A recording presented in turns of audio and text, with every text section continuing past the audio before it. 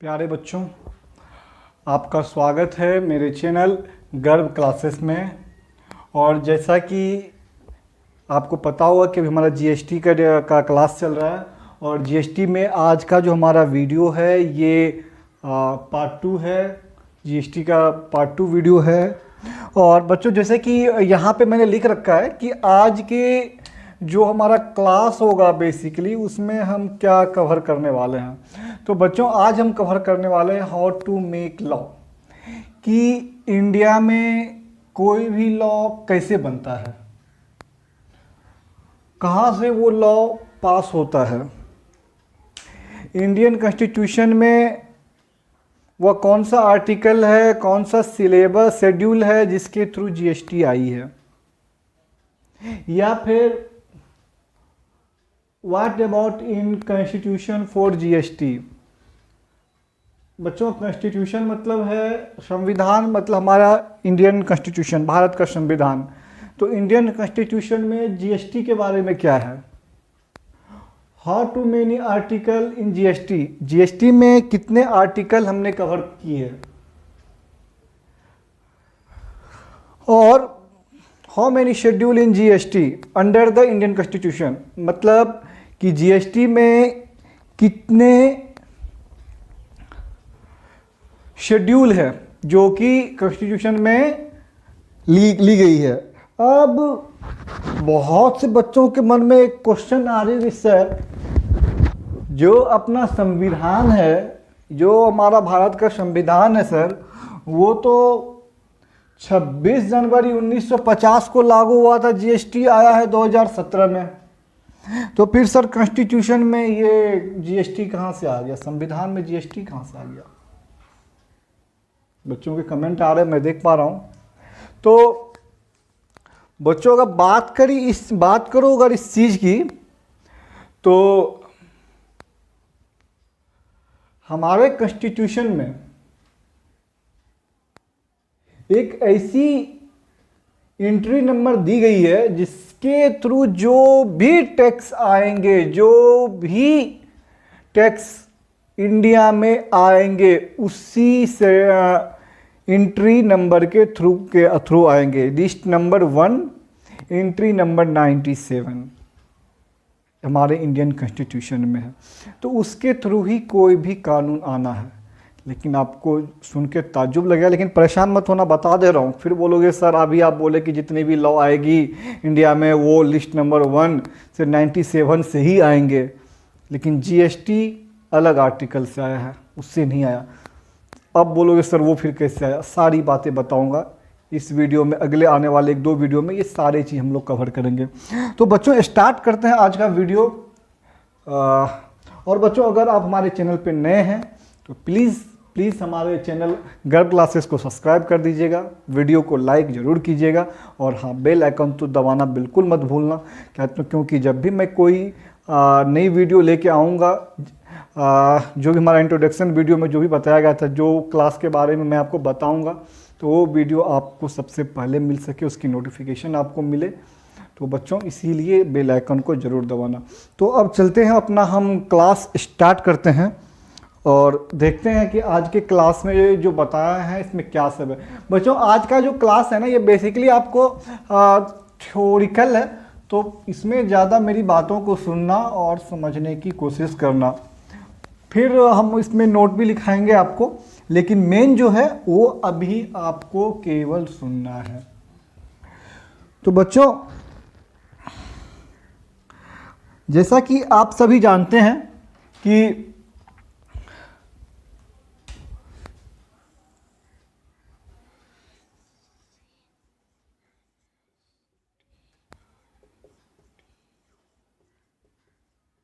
Constitution of India Bharat का संविधान, हम आज इस चैप्टर को बहुत हद तक आप लोगों को समझाने की कोशिश करेंगे कि इंडियन कॉन्स्टिट्यूशन में जीएसटी के बारे में क्या है। तो अगर जनरली हम पहले इसके बारे में थोड़ा सा जानकारी जान ले, तो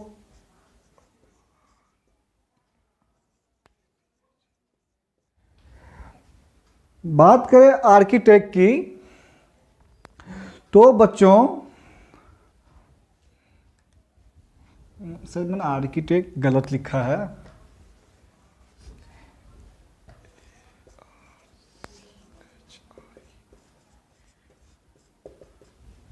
आर्किटेक्ट, बात करें बच्चों आर्किटेक्ट की कि यानी इसके निर्माता कौन थे, तो डॉक्टर, गुड बच्चों, आपके आवाज पहले आ रही है, भीमराव अंबेडकर।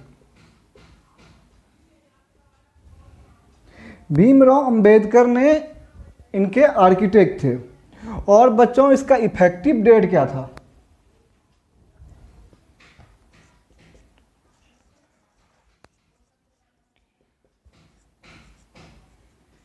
इफेक्टिव डेट क्या था? 26 जनवरी 1950। ठीक है।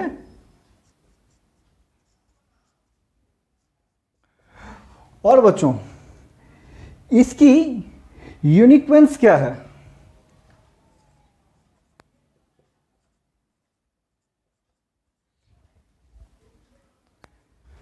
इसकी यूनिक्वेंस क्या है, यानी इसकी सबसे बड़ी महानता क्या है? तो ये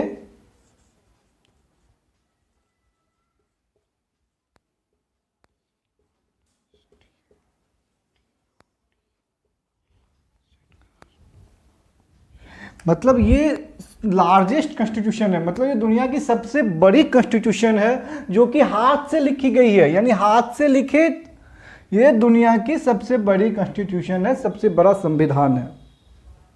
और इसमें बच्चों टोटल, अगर आर्टिकल की बात करें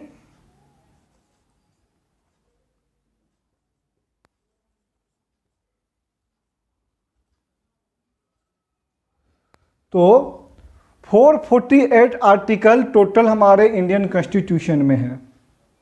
ठीक है बच्चों। और अगर बच्चों हम शेड्यूल की बात करें तो इसमें बच्चों टोटल जो शेड्यूल है वो आपको 12 शेड्यूल है।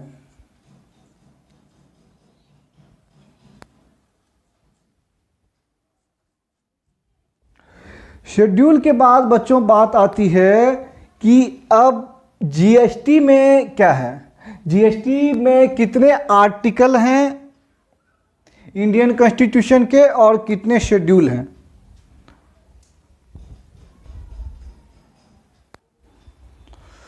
तो बच्चों इसमें अगर हम बात करें कि आर्टिकल की, तो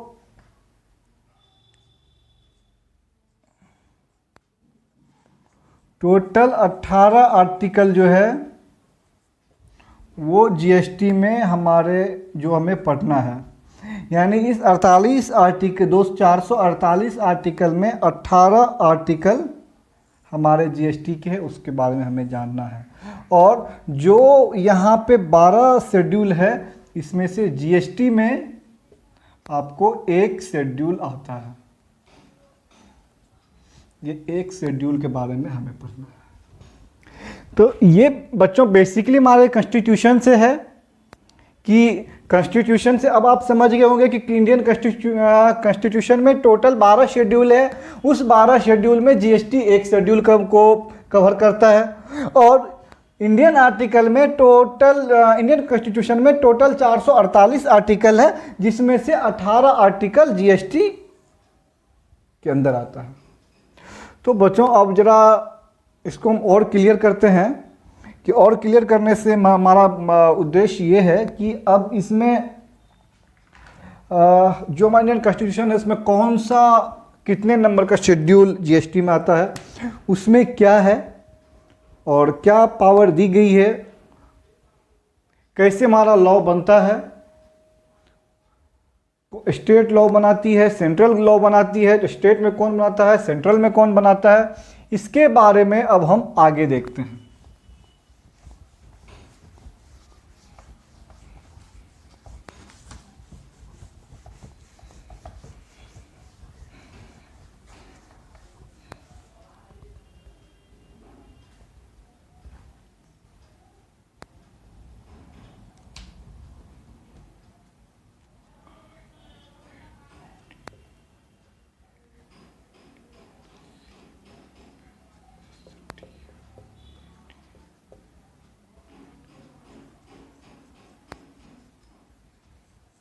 इंडियन कॉन्स्टिट्यूशन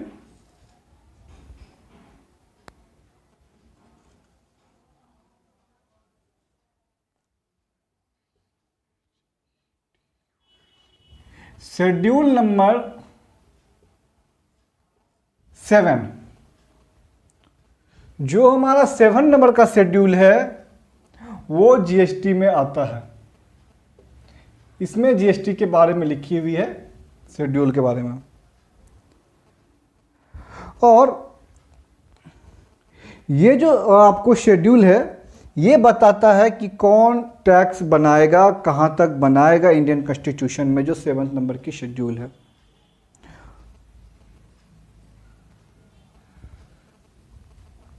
अब ये जो शेड्यूल है, अब ये क्या कहता है, जरा उस पर गौर करते हैं बच्चों।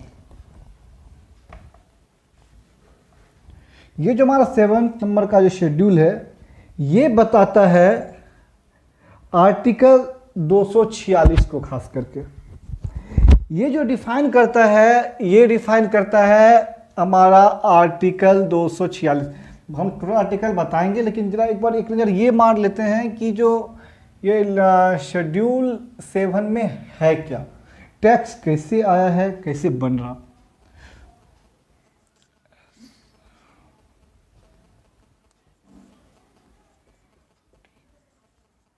Article number 246।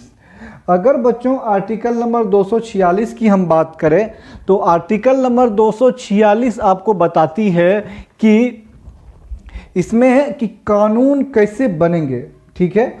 और ये भी डिफाइन करती है कि सब्जेक्ट जो है, subject matter of law made by parliament और स्टेट असेंबली। क्या कहता है बच्चों, SUBJECT, सब्जेक्ट। गौर करना, जो सब्जेक्ट है यानी जो विषय है, subject matter of law, subject matter of law, subject matter of law made by parliament,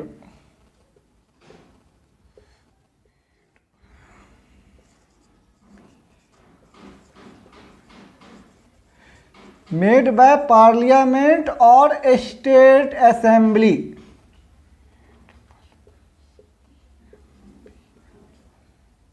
और स्टेट असेंबली, ठीक है बच्चों। मतलब क्या कानून बनेगा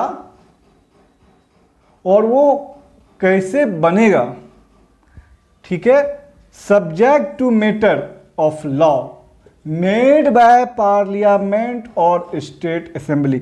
मतलब केंद्र में जो कानून बनाने वाली संस्था है वो क्या है, पार्लियामेंट। यानी सेंट्रल लॉ जो भी होगी वो पार्लियामेंट बनाएगी, स्टेट लॉ जो भी होगी वो स्टेट असेंबली बनाएगा। स्टेट के अंदर जो लॉ होंगे वो स्टेट असेंबली बनाएगी, और पार्लियामेंट और जो केंद्र सरकार का जो लॉ होता है, केंद्र में जो केंद्र में जो कानून बनाने वाली संस्था है वो पार्लियामेंट है। कोई दिक्कत बच्चों? तो ये आर्टिकल 246 क्लियर कह रहा है कि subject matter of law made by parliament और स्टेट असेंबली, कि सब्जेक्ट में क्या लॉ बनेगा, मैटर ऑफ लॉ। मतलब जो हमारा लॉ बन रहा है उसका मैटर जो है, ठीक है, वो केंद्र में क्या बनेगा, किस चीज़ का लॉ बनेगा। ये अगर कोई भी लॉ अगर केंद्र में बन रहा तो पार्लियामेंट, और स्टेट में बन रहा तो स्टेट असेंबली। कोई दिक्कत बच्चों? नहीं ना, वेरी गुड। अब यहां देखते हैं जो हमारा 7th नंबर का जो शेड्यूल है, उस 7th नंबर के शेड्यूल से आपको टोटल 3 लिस्ट निकले हैं। क्या निकले बच्चों? 3 लिस्ट निकले हैं। यहां से बात करें तो 3 लिस्ट आई है। लिस्ट 1,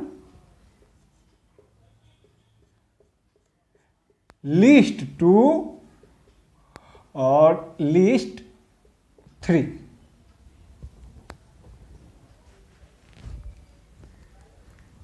अब देखते हैं बच्चों कि लिस्ट 1, लिस्ट 2 और लिस्ट 3 में क्या है। तो बच्चों लिस्ट 1 में दी गई है, या लिस्ट 1 को कहते हैं यूनियन लिस्ट। क्या बोलते हैं बच्चों? Union list. और लिस्ट 2 को बोलते हैं बच्चों, इसे बोलते हैं स्टेट लिस्ट।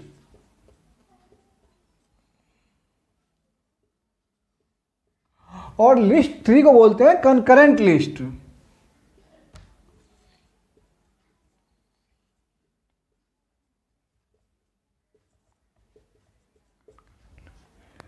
ठीक है बच्चों, इसको बोलते हैं कंकरेंट लिस्ट। तो अब लिस्ट 1 क्या है, लिस्ट 2 क्या है, लिस्ट 3 क्या है, ये जान सके। यूनियन मतलब हो गया कि केंद्र में जो भी कानून बनेंगे वो लिस्ट नंबर 1 से बनेंगे, स्टेट में जो कानून बनेंगे वो लिस्ट 2 से बनेंगे, और लिस्ट 3 में जो कानून बनेंगे वो स्टेट और सेंट्रल दोनों के मिलके बनेंगे। ठीक है। अब बच्चों, अब हमने ये बताया कि मैटर की लिस्ट 1 जो है वो मैटर कवर क्या करता है कि लॉ मेड बाय पार्लियामेंट। ठीक है।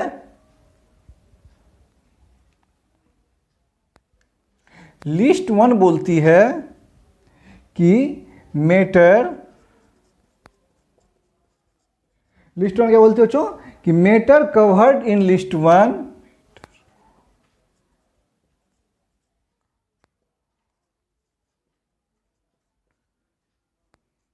Matter covered in list 1 law made by parliament.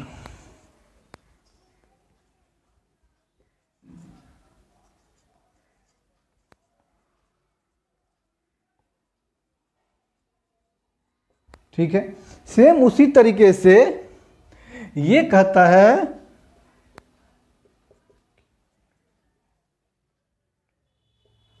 Matter covered in list 2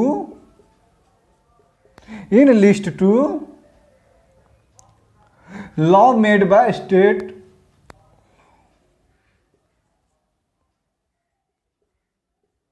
क्या स्टेट में कौन बनाती है बच्चों बताओ? State assembly.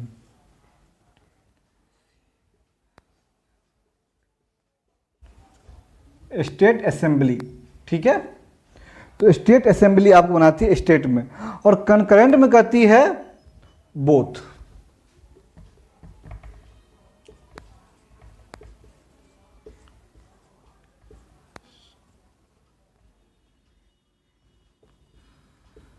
State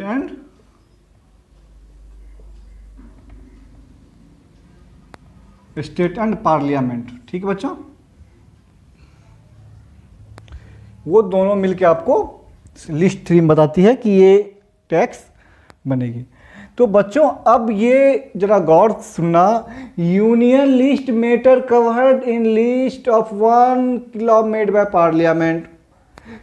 matter list 2 में है कि matter covered in list 2 law made by state assembly, and और लिस्ट 3 में है कि ये दोनों बनाएगी। ठीक है। तो अब सब्जेक्ट मैटर करती कहां तक बनाएगी, तो ये आप समझ लिए, कोई दिक्कत नहीं। इसको मिटाते हैं बच्चों।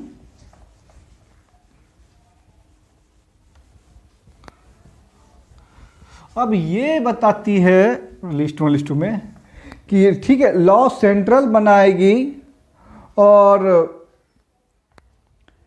लिस्ट 2 से भी मानिए स्टेट भी लॉ बनाएगी। कहां तक बनाएगी, इनकी जो है राइट कहां तक है।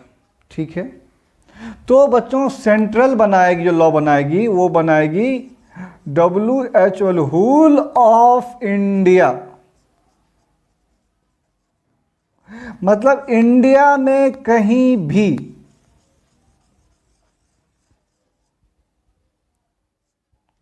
होल ऑफ इंडिया, इंडिया में कहीं भी, या फिर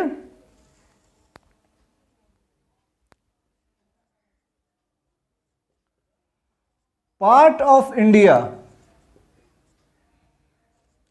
या इंडिया के किसी भी पार्ट में। लिस्ट 1 जो लॉ बनाएगी या जो लॉ लगाएगी वो होल ऑफ इंडिया और पार्ट ऑफ इंडिया। ठीक बच्चों, इसी तर्ज पे जो लिस्ट 2 है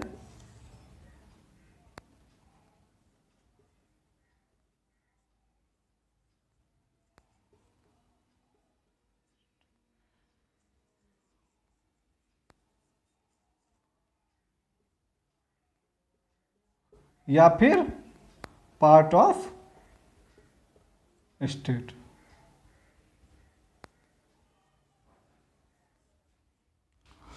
तो अब मुझे ये बताइए कि और लिस्ट 3 में क्या होगा। अब लिस्ट 3 ये कहता है कि सर ठीक है, लिस्ट 1 में समझ आ गया कि इंडिया में कहीं भी या फिर इंडिया के किसी भी पार्ट में बनाएगी। जो लिस्ट 2 स्टेट के लिए है वो स्टेट में कहीं भी या पूरे स्टेट में लगा सकती है। अब जरा मुझे ये बता दीजिए, आपने कहा कि लिस्ट 3 में सेंट्रल और स्टेट दोनों मिलके बनाएगी, मतलब इन दोनों की रजामंदी भैया जरूरी है लिस्ट 3 में। लेकिन ऐसा तो हो सकता है कि कभी कभार ये स्टेट और सेंट्रल ये जो दोनों मिलके लॉ बनाएगी, इन दोनों में कभी रजामंदी ना हो, कभी कॉन्फ्लिक्ट हो जाए। हाँ, कभी आपस में इनकी सामंजस्य ना बने, तब क्या होगा जी। अगर सेंट्रल और स्टेट में अगर रजामंदी नहीं होती है तो वैसी कंडीशन में इन दोनों के बीच में जो इंटरफेयर करेगा वो पार्लियामेंट ही करेगा। जो केंद्र में सरकार बनाने वाली जो संस्था है वही बीच में कॉन्फ्लिक्ट करेगा और फाइनल डिसीजन उसी का होगा। बच्चों, इसमें कोई दिक्कत यहाँ तक में? अगर कोई भी दिक्कत हो तो आप मुझे कमेंट में पूछ सकते हैं, हम उसे और क्लियर करेंगे। और जो बच्चे अभी लेट से आए हैं, प्लीज़ आपसे रिक्वेस्ट है कि आप इस वीडियो को लाइक करें, और अगर कोई भी दिक्कत होती है तो आप अपने प्रश्न कमेंट बॉक्स में जरूर पूछें। तो बच्चों, ये जान लिए कि इन दोनों के बीच में लिस्ट 3 कहता है कि कोई भी कॉन्फ्लिक्ट होगा तो पार्लियामेंट ही आएगी। तो अब एक कहा गया है कि इफ एनी मैटर, क्या बच्चों? If any matter not covered in list, if any matter not covered in list 2 or 3, then law made by Parliament of entry number 97 of Union list। अगर लिस्ट 1 और लिस्ट 2 में, list 1 और list 2 में अगर कोई भी मैटर कवर्ड नहीं होता तो वो फिर एंट्री नंबर 97 से ही लॉ बनेंगे। अब बच्चों, यहाँ भी थोड़ा सा और एक चीज़ जानने वाली है क्या, कि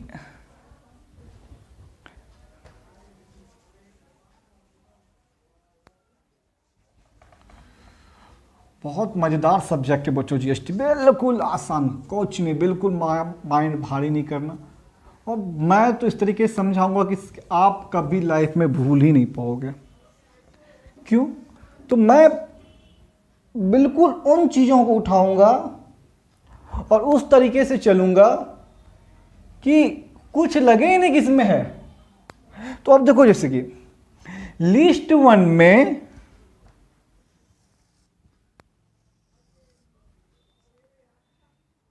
वन से लेके 97 नंबर तक की एंट्री है।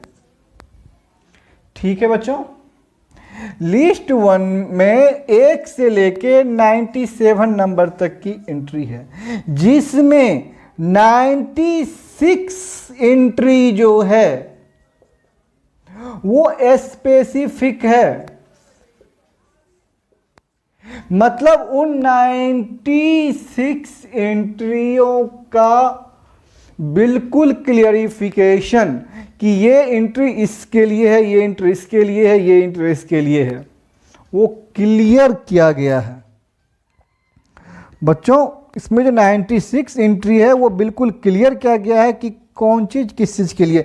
जैसे कि सपोज एक आपको बड़ी मज़ेदार बात बताता हूँ कि मैंने कहा कि लिस्ट 1 जो है वो आप तो समझ ही गए कि ये सेंट्रल का है। तो जैसे कि सेंट्रल लेवल का जो टैक्स है कस्टम है,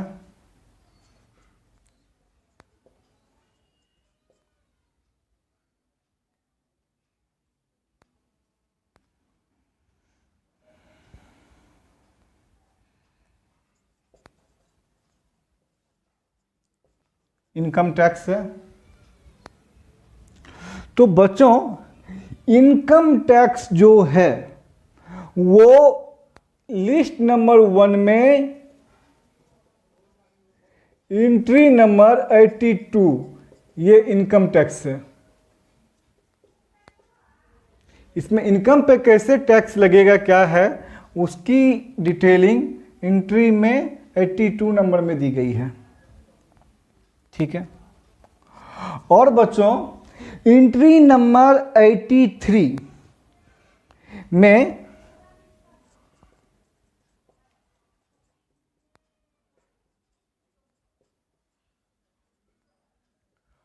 कस्टम के बारे में दी गई है।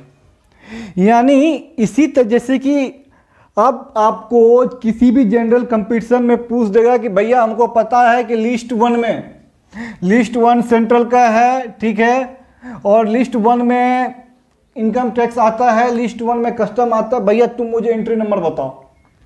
आपके जनरल कंपटीशन में ये क्वेश्चन बन सकता है कि हमें पता है कि जीएसटी और कस्टम सेंट्रल लेवल का टैक्स है, वो लिस्ट नंबर 1 से आया है, आप मुझे एंट्री नंबर बताओ।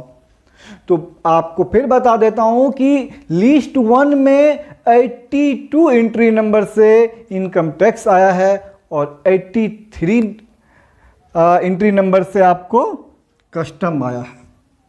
बहुत याद करने वाली चीज़ है, बिल्कुल ध्यान से आप इसको नोट कर लो, आप इसको लिख लो कि लिस्ट 1 में एंट्री नंबर 82 इनकम टैक्स के लिए है और लिस्ट नंबर 83 आपको कस्टम के लिए है। और इसी तरीके से टोटल 96 एंट्री स्पेसिफिक है, मतलब वो क्यों है, किस चीज़ के लिए है, उसके बारे में ऑलरेडी डिटेल में दिया हुआ है। और लेकिन 97 नंबर जो एंट्री है उससे कोई भी टैक्स जब इंडिया में आएगा तो वो लिस्ट नंबर 97 के थ्रू ही आएगा। कोई दिक्कत बच्चों? अब मैं फिर बता रहा हूँ कि जीएसटी में केस थोड़ा अलग हुआ था, वो क्या हुआ था वो हम आगे आपको बताएंगे, लेकिन पहले आप इतने तक को तो क्लियर कर लो। हम उम्मीद करते बच्चों कि यहाँ तक आप लगभग क्लियर कर चुके होंगे।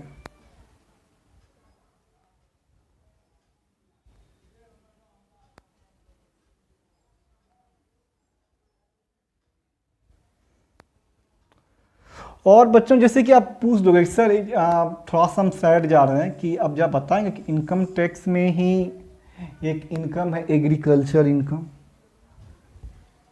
एग्रीकल्चर इनकम है। तो बच्चों एग्रीकल्चर इनकम है, वो सही में वो इनकम टैक्स का ही पार्ट है, लेकिन एग्रीकल्चर इनकम जो है वो लिस्ट 2 में है। याद रखिएगा एग्रीकल्चर इनकम जो है वो आपको लिस्ट नंबर 2 में है और लिस्ट नंबर 2 में उसका एंट्री नंबर 46 है। मतलब लिस्ट 2 में 46 एंट्री नंबर में एग्रीकल्चर इनकम को दिया गया है। तो वो हम लोग बाद में देख लेंगे, ठीक है। जब हम यहाँ एग्रीकल्चर इनकम पे जब हम लोग आएंगे, जिस दिन इनकम टैक्स पढ़ा रहे होंगे उस दिन बताएंगे आपको कि लिस्ट 2 में एग्रीकल्चर इनकम आता है और ये आपको एंट्री नंबर 46। और बच्चों आपको बता ही दिया था मैं पिछले क्लास में कि जब जीएसटी आया था तो टोटल 18 टैक्स की आत्महत्या हो गई थी। 18 टैक्स इंडिया से ख़त्म हो गए थे, माफ़ कीजिएगा 17 टैक्स ख़त्म हो गए थे, जिसमें 9 टैक्स सेंट्रल गवर्नमेंट के थे और 8 टैक्स जो है आपको वो स्टेट गवर्नमेंट के थे। तो बच्चों अब हम जो अपनी अगली वीडियो लाएंगे उस अगली वीडियो में आपको हम बताएंगे कि जो टोटल हमने बताया कि आपको टोटल आर्टिकल की जो संख्या है वो 18 है, वो 18 आर्टिकल क्या क्या हैं और वो 18 आर्टिकल के आपको हम स्पेसिफिक डिटेल कवर कराएंगे। क्योंकि जब तक हम सारे आर्टिकल, शेड्यूल, एंट्री नंबर नहीं जान लेते, नहीं समझ लेते, तब तक जीएसटी का बेसिक क्लियर नहीं होगा। और जब हम एक बार ये बेसिक क्लियर कर लेंगे तो उसके बाद बनेंगे हम लोग रिटर्न की ओर। जीएसटी का रिटर्न क्या है, कैसे है, फिर जैसे कि अब पता है कि अब एक्साइज जो है वो जीएसटी में ही चला गया, तो फिर एक्साइज भी टच होगा। लेकिन अभी बेसिकली हम लोग केवल फंडामेंटल जो है वो क्लियर करने में लगे हैं, और अभी जो हम लोग है बेसिकली वो फंडामेंटल ही क्लियर करेंगे। तो प्यारे बच्चों,